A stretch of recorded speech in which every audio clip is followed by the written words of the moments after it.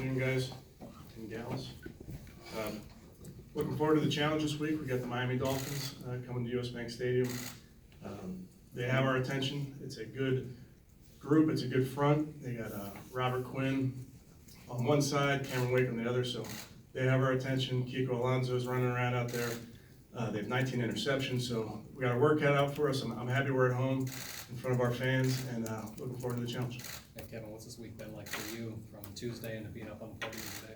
Yeah, I think it's, all of us, it's been a little bit different. Obviously, we're working through it, but, we're charged with winning a game on Sunday, and time doesn't stop for anybody. So I've been really impressed with our players, been really impressed with our assistant coaches. We're kind of charging forward and putting a game plan together. How tough is the transition, especially during a short week?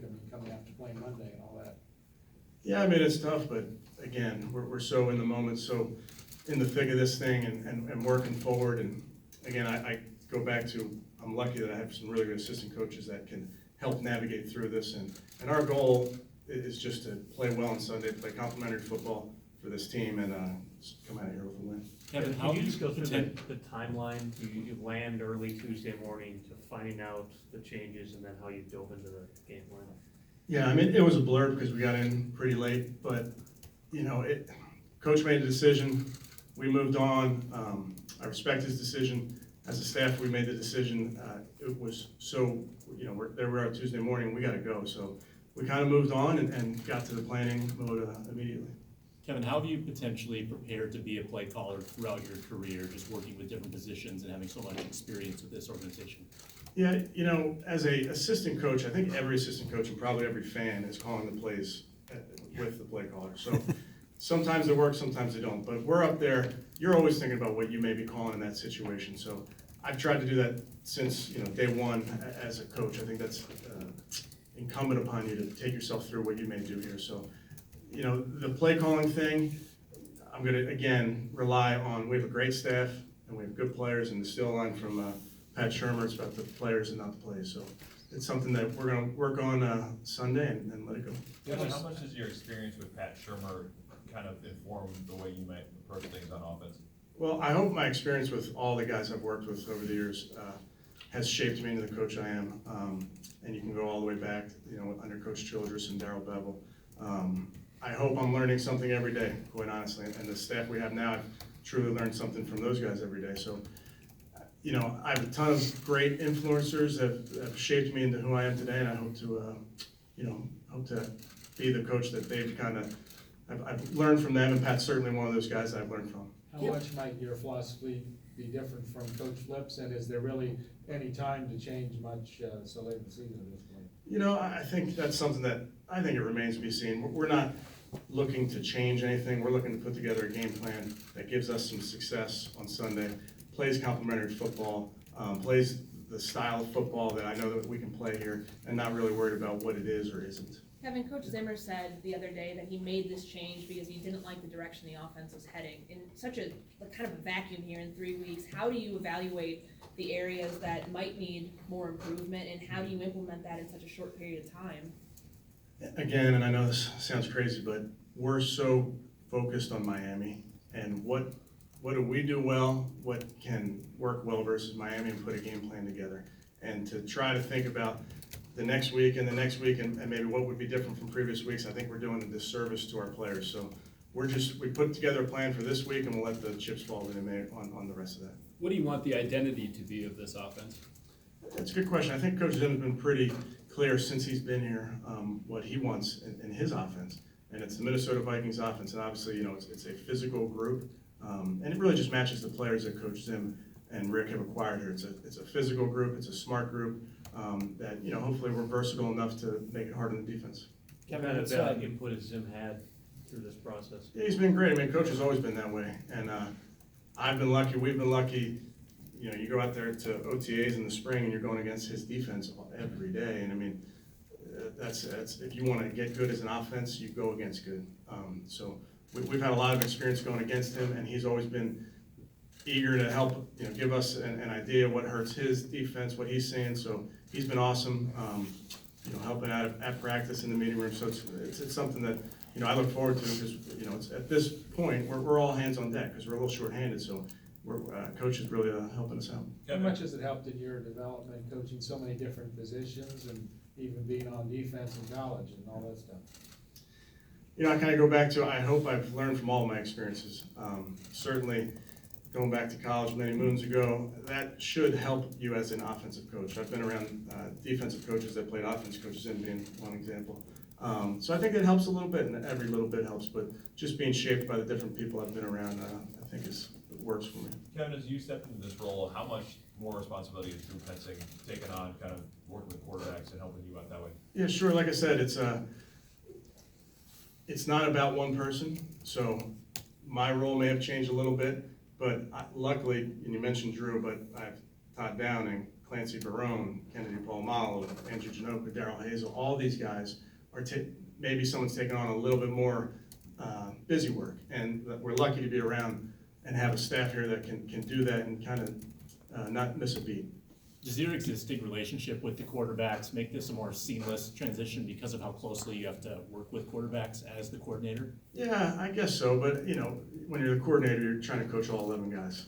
So if I need to make a coaching point to Brian O'Neill like I did today, I mean, that's what you're doing, right? You're not coaching one position. So certainly doesn't hurt to have the trigger man's ear and being able to talk to him and having a relationship with Kirk, but I think it's as important with the other 10 guys. How much do You you, mentioned that, with Kirk specifically, that with this transition, he might feel more comfortable suggesting certain things in the offense. How will Kirk having potentially a bigger voice in the offense translate to the success for everybody else? Good question. I think Kirk's always been vocal about what he likes, doesn't like, and I've encouraged him to continue to do that. And on that note, we're really fortunate to have a lot of smart players here. Kyle Rudolph, Stephon Diggs, Adam Thielen. You can kind of go across the board. So I'm open to suggestions from all those guys because they're the ones out there doing it. So I have a really good dialogue. We as a staff have a really good dialogue with those guys, and I hope that continues. Kevin, Coach Zimmer talked about how it would be obviously in your best interest to do well in terms of looking forward as a candidate for this job permanently. As you get basically a 3-game audition now, how do you look at it in terms of how it can help you personally? I look at it as it's in our best interest to play really good complimentary football on Sunday and not worry about anything else. what are some things that you can do to play call to Kirk Cousins' strengths? Good question. I think, like anything, you're trying to find that balance of what you do well and what hurts the defense. And certain games, that varies. But I have a pretty good feel for what Kirk's good at, and it's a lot of things, obviously. But I think we got a good feel for what he's good at and try and maximize his potential by giving him some things that he's comfortable with. Kevin, back in 2006, when you started with this organization, is this a role that you might have envisioned for yourself someday, knowing the circumstances probably aren't what you wanted or necessarily predicted? But yeah, I mean, that's the tough part. I mean, these are not ideal circumstances to do this. I'm ready for the challenge. I can appreciate Coach. He made a decision, and our focus just goes right to, again, it's a short week, so we got a game on Sunday, so we're kind of just raring to go.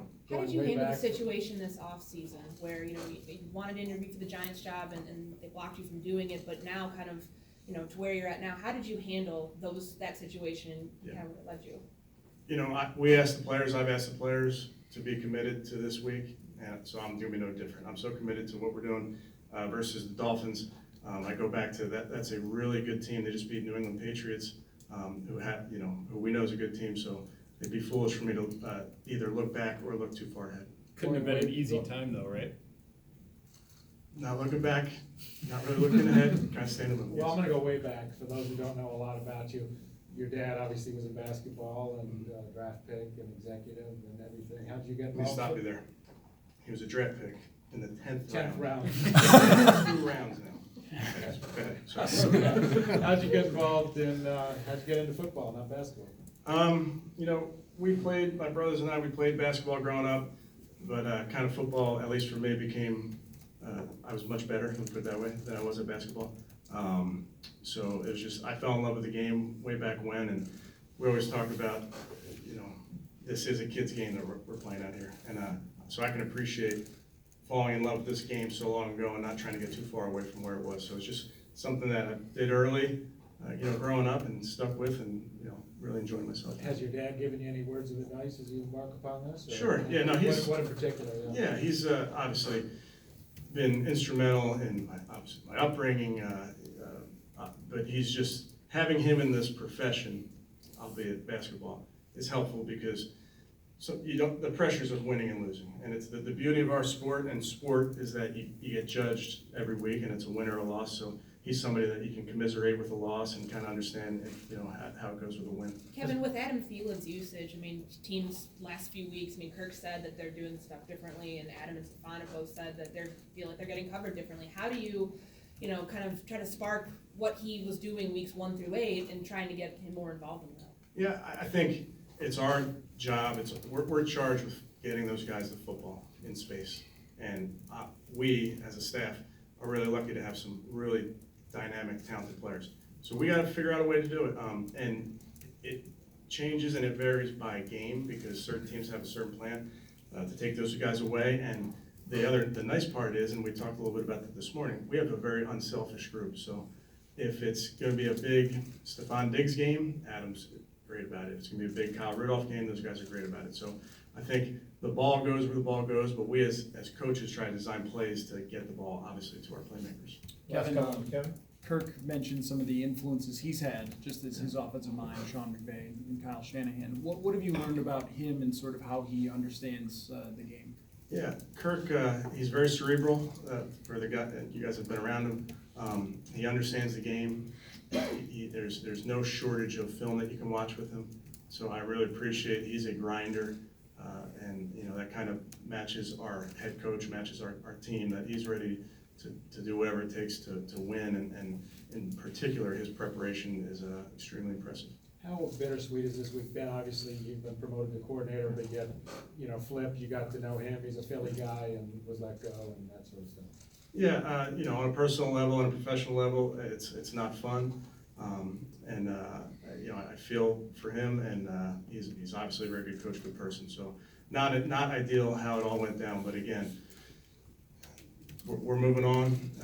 We don't have time to look behind us, so we're kind of moving on. I got a big one on Sunday. Thanks, guys.